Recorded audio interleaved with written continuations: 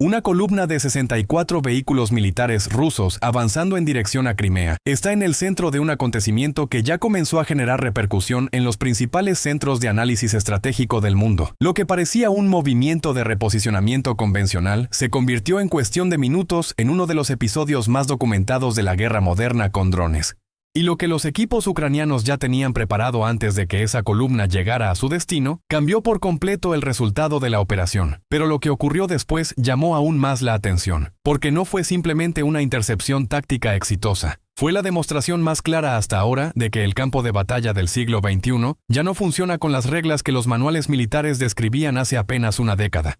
Los analistas llevan días revisando las imágenes y los datos disponibles, y lo que encontraron plantea preguntas que van mucho más allá de Ucrania. Si te interesa seguir de cerca los principales desarrollos geopolíticos y militares del mundo, con análisis claros y accesibles, ya podés suscribirte al canal para no perderte los próximos videos. Activa las notificaciones y seguí en tiempo real lo que está pasando en los puntos más estratégicos del planeta. Para entender lo que ocurrió hay que conocer el contexto. Crimea no es simplemente una península en el Mar Negro. Desde que Rusia la anexó en 2014, se convirtió en el centro logístico y de comando más importante de todas las operaciones rusas en el sur de Ucrania. Es el punto desde donde se coordinan suministros, se planifican ofensivas y se mantiene la conexión terrestre con las fuerzas desplegadas en las regiones de Jersón y Zaporilla. Perder el control efectivo de las rutas que conectan Crimea con el resto del frente sería estratégicamente devastador para cualquier planificación militar rusa, y Ucrania lo sabe exactamente. Durante meses, los equipos ucranianos de drones han estado desarrollando una capacidad que inicialmente fue subestimada por prácticamente todos los observadores externos. No se trata únicamente de tener drones, se trata de tener redes de observación, sistemas de coordinación en tiempo real, protocolos de intercepción y, sobre todo, la paciencia para esperar el momento correcto. Esa paciencia fue la que estuvo detrás de lo que ocurrió cuando esa columna de 64 vehículos comenzó a moverse. La columna incluía una mezcla de vehículos blindados de transporte, camiones de suministro y unidades de apoyo logístico. No era una formación de asalto puro. Era exactamente el tipo de movimiento que los ejércitos realizan cuando creen que están operando en un corredor relativamente seguro, lejos del contacto directo con el frente. Un movimiento de rutina. Un reposicionamiento. Algo que en cualquier otro conflicto de las últimas décadas habría pasado casi desapercibido para el adversario hasta que ya estuviera completado. Pero este no es cualquier otro conflicto, y los equipos ucranianos de drones no estaban desapercibidos, estaban esperando. La inteligencia ucraniana había estado monitoreando el movimiento de esta columna desde antes de que comenzara a desplazarse.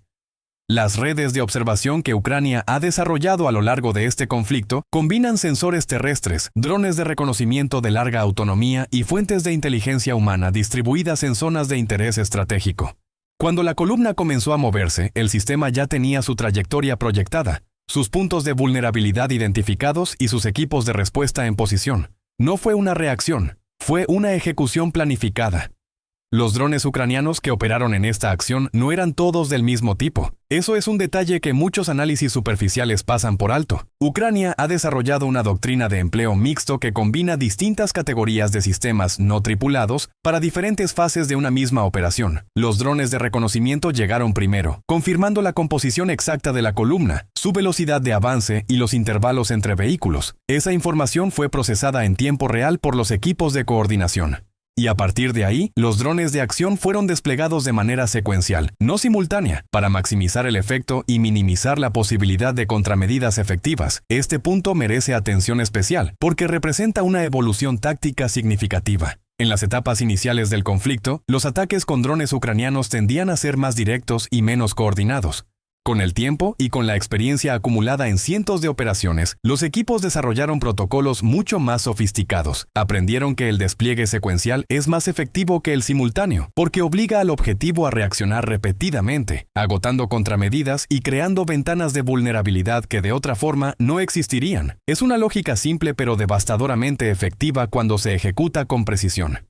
Y mientras todo eso ocurría sobre la columna rusa, otro detalle comenzó a llamar la atención de los analistas. Las comunicaciones de los vehículos de la columna mostraban señales de interferencia en sus sistemas de posicionamiento, desde mucho antes de que los primeros drones hicieran contacto visual, lo que sugiere que la operación ucraniana incluía un componente de guerra electrónica coordinado con el despliegue de los drones. No se trataba simplemente de vehículos voladores con cámaras. Era un sistema integrado donde la interferencia electrónica, la observación aérea y la acción directa funcionaban como partes de un único organismo operativo. Esto conecta directamente con una transformación más amplia que está ocurriendo en este conflicto y que tiene implicancias que van mucho más allá de sus fronteras. Los ejércitos del mundo entero están observando lo que está pasando en Ucrania como si fuera un laboratorio en tiempo real de la guerra del futuro. Y lo que están viendo los obliga a repensar décadas de doctrina, inversión y planificación. La columna de 64 vehículos no es solo una historia ucraniana, es un caso de estudio que ya está siendo analizado en academias militares de decenas de países. El factor más disruptivo no es el dron en sí mismo. El dron como concepto existe desde hace décadas. Lo verdaderamente disruptivo es el costo. Un vehículo blindado pesado representa una inversión de varios millones de dólares, años de fabricación industrial, cadenas de suministro complejas y tripulaciones entrenadas durante meses. Un dron comercial modificado para uso militar puede costar entre unos pocos cientos y algunos miles de dólares. Cuando esa ecuación se vuelve operativamente viable a escala, cambia la lógica económica de toda la guerra terrestre moderna. Y Ucrania fue el primer país en demostrar esa ecuación a escala real, en condiciones de combate real, contra un adversario con capacidades convencionales de primera línea. Pero hay algo más que los números no capturan completamente, y es la dimensión psicológica de lo que significa para una tripulación saber que en cualquier corredor, en cualquier ruta de suministro, en cualquier movimiento de reposicionamiento que parecía rutinario, puede haber un sistema de observación que ya los está viendo desde hace horas. Esa incertidumbre tiene efectos operativos concretos, obliga a reducir velocidades, obliga a cambiar rutas con más frecuencia. Obliga a destinar recursos a contramedidas electrónicas que de otra forma podrían usarse en otras misiones. Reduce la eficiencia logística incluso en los momentos en que no hay ningún drone activo en el área. El solo hecho de que puedan estar es suficiente para cambiar el comportamiento. Y eso es exactamente lo que Ucrania ha estado buscando construir. No solo la capacidad de interceptar columnas específicas, sino la capacidad de hacer que cada movimiento logístico ruso sea más lento, más costoso y más incierto. En términos estratégicos, esto se llama negación del área. No necesitas controlar físicamente cada metro del terreno si podés hacer que el adversario no pueda moverse con confianza por ningún metro de ese terreno. Es una forma de control que no aparece en los mapas convencionales de líneas del frente, pero que tiene efectos sobre el campo de batalla tan reales como cualquier avance territorial. La respuesta rusa a este desafío ha sido un proceso de adaptación que, como en todo conflicto prolongado, mezcla elementos de éxito con limitaciones persistentes. Por un lado, Rusia ha incrementado significativamente el despliegue de sistemas de guerra electrónica diseñados para interferir con las señales de control de los drones ucranianos. Algunos de estos sistemas han demostrado ser efectivos en condiciones específicas, especialmente contra drones que dependen de señales GPS estándar para su navegación. La respuesta ucraniana ha sido desarrollar sistemas de guía que no dependen exclusivamente del GPS, lo que a su vez ha obligado a Rusia a actualizar sus contramedidas. Es una espiral tecnológica que se retroalimenta constantemente. Por otro lado, Rusia ha modificado sus protocolos de movimiento de columnas, aumentando el espacio entre vehículos, variando las rutas con más frecuencia y desplegando más cobertura aérea en los corredores logísticos críticos. Estas adaptaciones tienen un costo. Aumentan el tiempo de tránsito. Reducen la eficiencia de las cadenas de suministro. Y en un conflicto donde la logística es uno de los factores determinantes, esos costos se acumulan. El hecho de que una columna de 64 vehículos haya sido detectada y anticipada sugiere que, a pesar de las adaptaciones rusas, los sistemas de observación ucraniana siguen siendo efectivos en un porcentaje significativo de los casos. Mientras tanto, otro elemento estaba desarrollándose en paralelo que también merece atención. La dimensión informativa de estas operaciones. Las imágenes capturadas por los drones de reconocimiento ucranianos durante estas acciones no son simplemente registros operativos internos, son también herramientas de comunicación estratégica. Ucrania ha desarrollado una práctica sistemática de documentar y difundir imágenes de sus operaciones con drones, lo que cumple múltiples funciones simultáneamente, demuestra capacidad ante aliados y socios internacionales, mantiene el apoyo de la opinión pública interna. Y envía un mensaje a las fuerzas rusas sobre la omnipresencia de la observación ucraniana en zonas que podrían creer seguras. Esta dimensión informativa no es accidental ni secundaria. Es parte integral de la estrategia. En la guerra moderna, la percepción del control del espacio tiene efectos casi tan reales como el control físico del mismo. Si las tripulaciones de los vehículos rusos saben que sus movimientos pueden estar siendo grabados y difundidos, ese conocimiento modifica su comportamiento incluso antes de que exista una amenaza concreta. Y esa modificación del comportamiento, multiplicada por decenas de miles de movimientos a lo largo de cientos de kilómetros de frente, se traduce en una degradación operativa acumulativa que es difícil de medir con precisión, pero imposible de ignorar en términos estratégicos. La importancia de Crimea en este contexto no puede ser subestimada. Desde el inicio del conflicto a gran escala en febrero de 2022, la península ha funcionado como el corazón logístico y de comando de las operaciones rusas en el sur. El puente de Kerch, que conecta Crimea con el territorio ruso continental, ya fue objeto de operaciones ucranianas anteriores que demostraron la voluntad y la capacidad de Ucrania para proyectar efectos sobre infraestructura considerada estratégica por Moscú. Cada operación exitosa en las rutas que conectan Crimea con las zonas de combate activo contribuye a incrementar la presión logística sobre las fuerzas rusas en esas regiones. Lo que hace particularmente significativo el episodio de los 64 vehículos es que ocurrió en un corredor que Rusia consideraba suficientemente seguro como para mover una columna de ese tamaño sin cobertura adicional significativa. Ese juicio resultó equivocado.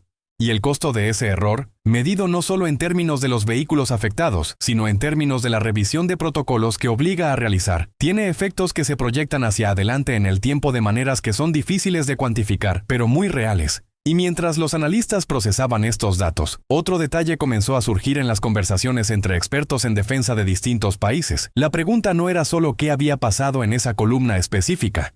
La pregunta era qué significaba para el conjunto de la guerra. Porque si Ucrania puede anticipar y preparar una respuesta coordinada para el movimiento de una columna de 64 vehículos en una zona de retaguardia profunda, eso implica un nivel de penetración informativa y una capacidad de respuesta táctica que va mucho más allá de lo que muchos observadores externos habían asumido como el estado real de las capacidades ucranianas. Este punto conecta con un debate más amplio que está ocurriendo en los círculos de defensa occidentales sobre el nivel y la naturaleza del apoyo a Ucrania, porque las capacidades que se evidenciaron en esta operación no surgieron de la nada. Son el resultado de una combinación de factores que incluyen la determinación y la creatividad de los equipos ucranianos, sí, pero también la transferencia de tecnología, la capacitación y el apoyo en inteligencia que distintos socios han proporcionado a lo largo del conflicto. La pregunta de qué parte de esas capacidades proviene del ingenio propio ucraniano y qué parte del apoyo externo es una pregunta que tiene implicancias políticas significativas en múltiples capitales. Lo que sí está claro es que la combinación de factores que hizo posible esta operación representa un modelo que otros actores están estudiando con atención. No solo los potenciales adversarios de Ucrania, sino también los aliados de Ucrania y los países que observan este conflicto como una ventana hacia el futuro de sus propias capacidades y vulnerabilidades. Los 64 vehículos son, en ese sentido, mucho más que un episodio táctico. Son un punto de datos en un conjunto de evidencias que está redefiniendo los supuestos sobre los que se basa la planificación militar en todo el mundo. La reacción internacional a este tipo de episodios también merece análisis. En los países de la OTAN, cada operación ucraniana exitosa con drones genera simultáneamente dos tipos de conversaciones muy diferentes. Por un lado, una conversación sobre apoyo y suministro. ¿Qué sistemas adicionales puede proporcionar Occidente para mantener y expandir esta capacidad? Por otro lado, una conversación mucho más incómoda sobre vulnerabilidades propias. Si Ucrania puede hacer esto con los recursos relativamente limitados que tiene, ¿qué puede hacer un adversario con mayores recursos y capacidades tecnológicas contra las formaciones convencionales de la OTAN? Esa segunda conversación es más difícil, pero igualmente importante. En Beijing y en Moscú, la lectura es diferente pero igualmente intensa. China ha estado observando este conflicto con un nivel de atención analítica extraordinario, en parte porque cualquier escenario futuro que involucre a Taiwán implicaría operaciones en espacios donde los drones y la guerra electrónica tendrían un papel central. Cada episodio, como el de los 64 vehículos, añade datos al modelo de análisis chino. Y esos datos informan decisiones de inversión, desarrollo de doctrina y planificación operativa que tendrán consecuencias en la estabilidad regional del Indo-Pacífico por años o décadas. Para Rusia, la acumulación de episodios como este genera una presión de adaptación que tiene sus propios costos y limitaciones. Adaptar las doctrinas de movimiento de columnas requiere tiempo de entrenamiento y cambios en los manuales operativos. Actualizar los sistemas de guerra electrónica requiere capacidad industrial y cadenas de suministro que en el contexto actual de sanciones y presiones económicas están sometidas a tensiones significativas. Desarrollar contramedidas efectivas contra los sistemas de guía más avanzados que Ucrania está utilizando requiere acceso a tecnología que Rusia en algunos casos no puede obtener fácilmente en las condiciones actuales. Cada una de estas limitaciones se traduce en una brecha entre la necesidad táctica de adaptación y la capacidad real de implementarla a escala y velocidad suficientes. Y mientras todo esto se desarrollaba en el plano operativo y estratégico, en el plano humano ocurrían cosas que también merecen ser comprendidas.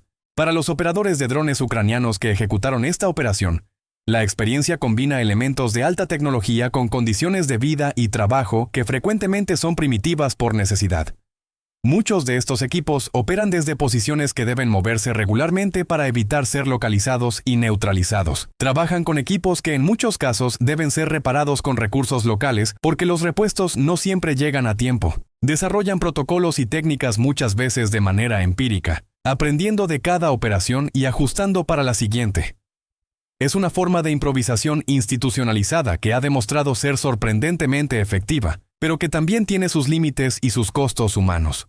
Por el otro lado, para las tripulaciones de los vehículos de esa columna rusa, el momento en que se hace evidente que la operación de sus adversarios ya estaba esperando su llegada, representa una experiencia que transforma la percepción del espacio en el que operan. Ya no hay zonas de retaguardia en el sentido tradicional del término. Ya no hay movimientos de reposicionamiento que puedan considerarse rutinarios con total confianza.